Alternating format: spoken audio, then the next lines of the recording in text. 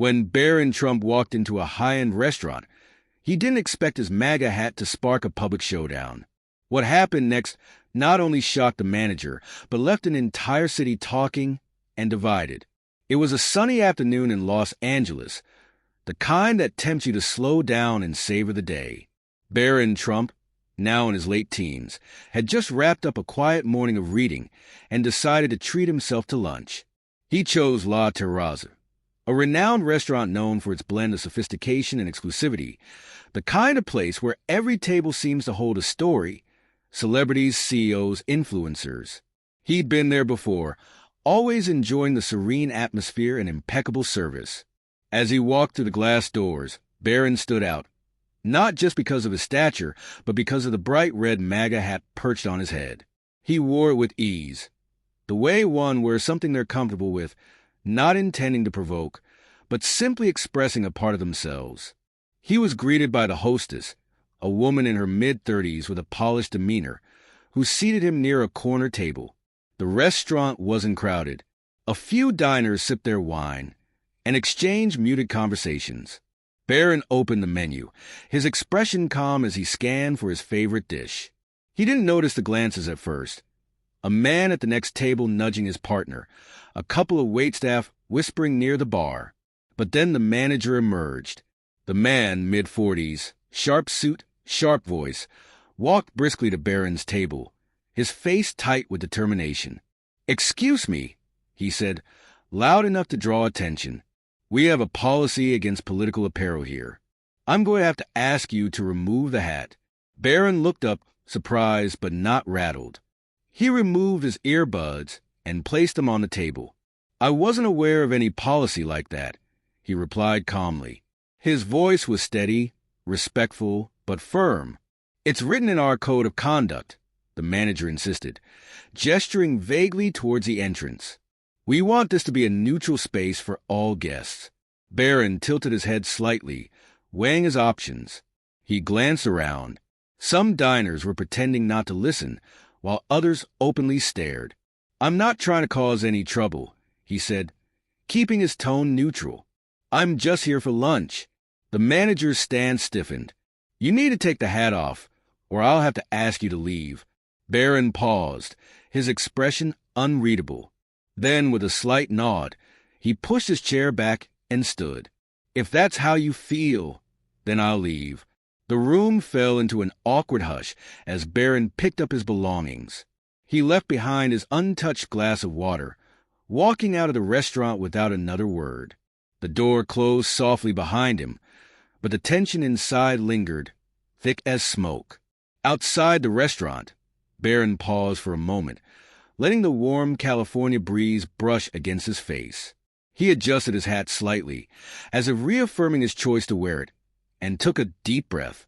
He wasn't angry, frustrated, maybe, but more than anything he felt disappointed.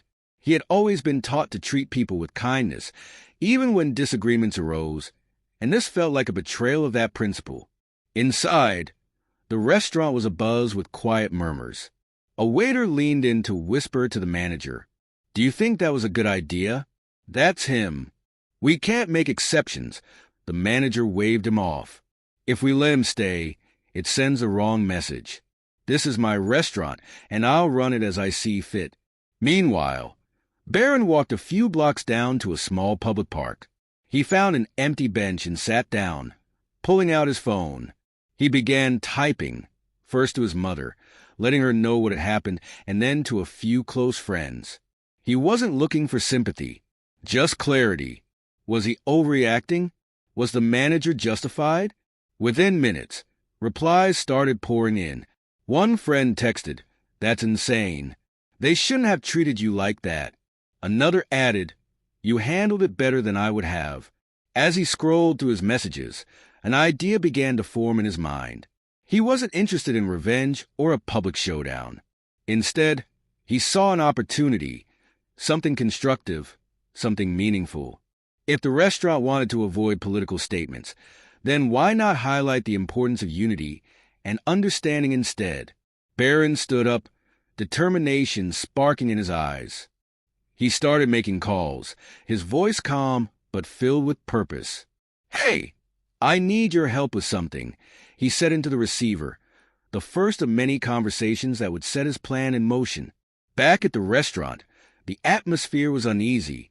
Word of what had happened began spreading through social media as other diners shared their accounts online. They kicked out Barron Trump for a hat. One post read, accompanied by a blurry photo of the incident. Another chimed in, "Freedom of expression?" Guess not at La Terrace. The manager, scrolling through his phone at the bar, began to feel a knot form in his stomach. The comments section was already filling up, and not all of it was supportive. Let them talk, he muttered to himself, trying to shake off the growing sense of regret. But deep down, he knew the situation was spiraling out of control. By the time Barron returned home, the incident had already started making waves online. A few local influencers had picked up the story, their captions ranging from supportive to polarizing. Barron glanced at the posts briefly but didn't dwell on them. He wasn't interested in fueling drama or dividing people further. His focus was on doing something that could turn this negativity into a positive outcome. Sitting at his desk, Barron jotted down notes in a small, leather-bound notebook. He thought about the interactions he'd had that day, not just with the manager, but with the people watching. The silent judgments, the curious stares. What could he do that would encourage dialogue rather than conflict? He wanted to challenge the divisiveness, but in a way that felt personal and impactful. The idea clicked almost out of nowhere. A public fundraiser. Not just any fundraiser, but one with a clear, unifying message. He envisioned an event that would support underprivileged communities, particularly focusing on creating safe spaces for open conversation and understanding. He picked up his phone and made a call. "Hi, this is Barron Trump. I need some advice on organizing a charity event." "Yes, it's urgent. Could we meet tomorrow?" The person on the other end seemed surprised but quickly agreed. As the evening progressed, Barron's plan took shape. He drafted a proposal for the fundraiser, deciding to set it up right outside La Terrace. He wanted the location to emphasize the message that even in places of conflict, unity could find its way.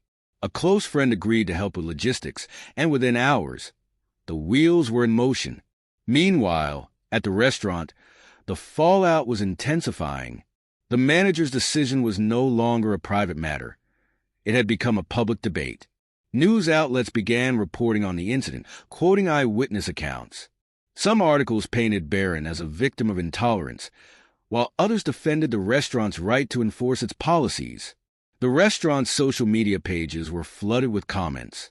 Some users praised the manager for standing his ground, but others called for boycotts, arguing that the decision reeked of hypocrisy. One comment read, "So much for a neutral space. Kicking someone out isn't neutral. It's picking a side."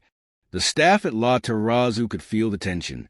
Regular customers canceled reservations, and the once bustling restaurant was noticeably quieter. The manager, who had initially felt confident about his stance, now found himself grappling with second thoughts. He told himself it would blow over, but deep down he wasn't so sure. As night fell, Barron prepared for what was to come. He knew the fundraiser wouldn't erase the incident, but he hoped it could shift the focus towards something constructive. The world didn't need more shouting matches. It needed moments of connection, even in the most unlikely circumstances. The following morning, the quiet block in front of La Terrace began to transform. Trucks unloaded equipment as volunteers set up tables, banners, and a small stage. Barron stood at the center of it all, overseeing the arrangements. The banner above the stage read in bold letters, "United we stand, building bridges, not walls." He'd reached out to several organizations that focus on community building, youth mentorship, and dialogue facilitation. The fundraiser wasn't just about raising money. It was about creating a space where people from different walks of life could come together. Food trucks, live music, and booze for local charities lined the sidewalk, turning what had been a source of conflict into a vibrant community event. By midday, the crowd started to gather. Families, young professionals, activists, and even a few familiar faces from social media showed up. Barron took the microphone to address the audience. His voice was steady but filled with emotion. "Yesterday, I was asked to leave this restaurant because of a hat. That's okay. I respect their policies, even if I don't agree with them. But what struck me wasn't just being turned away. It was the bigger picture. We become so quick to judge each other, to take sides, to shut down conversations. That's not who we are. We can do better. The crowd erupted in applause, and Barron continued. This event isn't about me, and it's not about them. It's about all of us finding ways to listen, to understand, and to come together. The funds we raise today will go toward programs that foster dialogue and inclusion. Thank you for being here and proving that unity is stronger than division. The applause was louder this time, and Barron stepped off the stage, shaking hands and thanking attendees personally. His calm demeanor and thoughtful words resonated deeply with those present, many of whom had come out of curiosity but left feeling inspired. Inside La Terrazzo, the scene was quite different. The manager stood at the window, watching the event unfold. He hadn't expected Barron to respond in this way, and it left him conflicted. Some of his staff had stepped outside to join the fundraiser, unable to resist the pull of the lively music and sense of camaraderie. One waiter, who had been there the day before, returned to the bar and said quietly, "You should go out there. Talk to him." The manager stiffened. "This isn't my fight." "Maybe not," the waiter replied, "but it's definitely your chance." The manager didn't respond, but his expression softened. He poured himself a glass of water and watched as the crowd outside continued to grow. Something about the scene tugged at him, a feeling he hadn't allowed himself to acknowledge until now. As the day wore on, the fundraiser outside La Terrazza became the talk of the town. Social media was ablaze with live streams, photos, and hashtags like #BuildingBridges and #UnitedWeStand, all praising Barron's poise and the positive message he was spreading. The event attracted more than just locals. News crews arrived, capturing the vibrant energy of the crowd and Barron's powerful speeches. Inside the restaurant, it was another story. The once busy dining room was eerily quiet. Tables that were typically reserved weeks in advance now sat empty, and the few patrons who did arrive seemed distracted, glancing outside at the fundraiser as if they were missing out on something meaningful. The manager tried to focus on his work, but the growing tension among his staff was impossible to ignore. A server approached him cautiously. "Some customers have been asking about the event. They're saying it looks incredible and maybe we should go out there." The manager's jaw tightened, but he didn't respond. Instead, he retreated to his office, closing the door behind him. He sat at his desk, staring at his computer screen, where dozens of emails flooded in. Complaints from customers, cancellation notices, and even a few scathing critiques from local media outlets. One email stood out. It was from a regular customer who had always been cordial and supportive. The message read, "I've always loved La Terrazzo, but yesterday's incident was deeply disappointing.